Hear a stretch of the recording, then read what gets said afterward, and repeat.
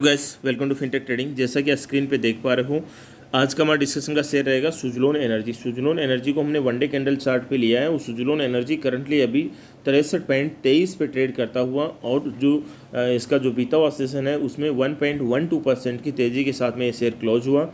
इस शेयर के थोड़े फंडामेंटल जानने की कोशिश करेंगे और ये शेयर कहाँ तक जाएगा, क्या इसका प्रिडिक्शन है, सारी चीज़ें हम जानेंगे। यदि शेयर को आपने लोअर लेवल से होल्ड कर रखा है तो आप क्या कर सकते हो, और यदि अपर साइड से ले रखा है तो आपको क्या करना चाहिए, सारी चीज़ें हम डिस्कस करने की कोशिश करेंगे। आप वीडियो के अंत तक बने रहिए। सुजलोन एनर्जी जैसा कि आपको पता है रेन्यूएबल सेक्टर विंड टर्बाइन बनाने के काम में काम करती है और इसका पी वैल्यूएशन देखें तो भी 41 के आसपास है। शेयर थोड़ा सा वैल्यूड लग रहा है, थोड़ा सा महंगा साबित हो रहा है पी वैल्यूएशन के हिसाब से। मार्केट कैप देखा जाए तो अभी इसका मार्केट कैप 86 करोड़ है।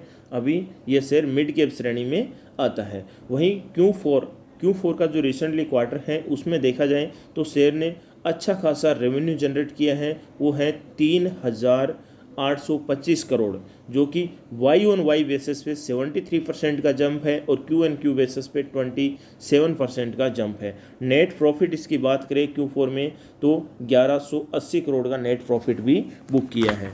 वहीं रिसेंटली डेवलपमेंट क्या हुआ इसमें, तो रिसेंटली डेवलपमेंट की बात करें तो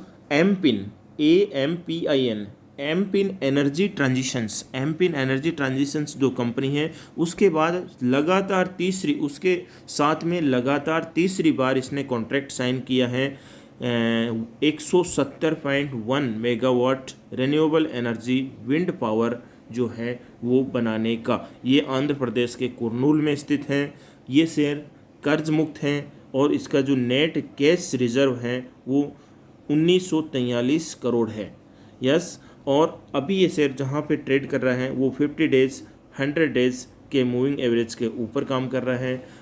अभी इसकी रेटिंग्स की बात करें तो रेटिंग्स भी मैं बताऊंगा, और ये वर्ल्ड की फोर्थ लार्जेस्ट रेन्यूएबल कंपनी है। और रेटिंग जो इसकी है ICICI सिक्योरिटीज़ ने इसकी रेटिंग दी है। नेक्स्ट जो टारगेट्स दिए हैं वो 76 और 77 के बीच में दिए हैं, जो कि अभी की करंट प्राइसेस से 20% ऊपर है। अब हम इसके लेवल्स को देखने की कोशिश करते हैं। आपको पता है इसका जो करंट लेवल है, इसका जो अभी रिसेंट हाई है 85, रिसेंट हाई, इसके पहले बहुत हाई रहा है और फिर शेयर बहुत ही डीप में चला गया, लेकिन अभी वापस शेयर में रिकवरी हमें देखने को मिली। उसके बाद में ये अपना हाई बनाता है 85 के आसपास और 85 से फिर लगातार ये शेयर गिरावट में आता है। गिरावट आके यहाँ पे संभलता है, फिर वापस गिरावट आता है, लेकिन यहाँ पे 50 के आसपास में ये शेयर आके अपना एक यहाँ पे एक बेस क्रिएट करता है और 50 पे इसका यहाँ पे शानदार कंसोलिडेशन रहता है। यदि 50 पे इस शेयर को आपने यदि खरीदा है तो मुझे लग रहा है कि आपका डिसीजन बहुत ही सही है। यदि आपने 50 से पहले खरीद रखा है, ये शेयर 10 में भी था, 5 में भी रहा है, 10 में भी रहा है, 7 में भी रहा है ना, 20, 25, 30 बहुत लोअर लेवल्स में था ये, ठीक है, तो वहाँ पे भी आपने खरीद रखा है और इसमें यदि आप प्रॉफिट बुक भी किए हो तो वो भी अच्छा है, और प्रॉफिट बुक नहीं भी किए हो तो मुझे लग रहा है कि आपको आगे जाके ये शेयर अच्छा खासा मल्टीबैगर रिटर्न्स देने की काबिलियत रखता है।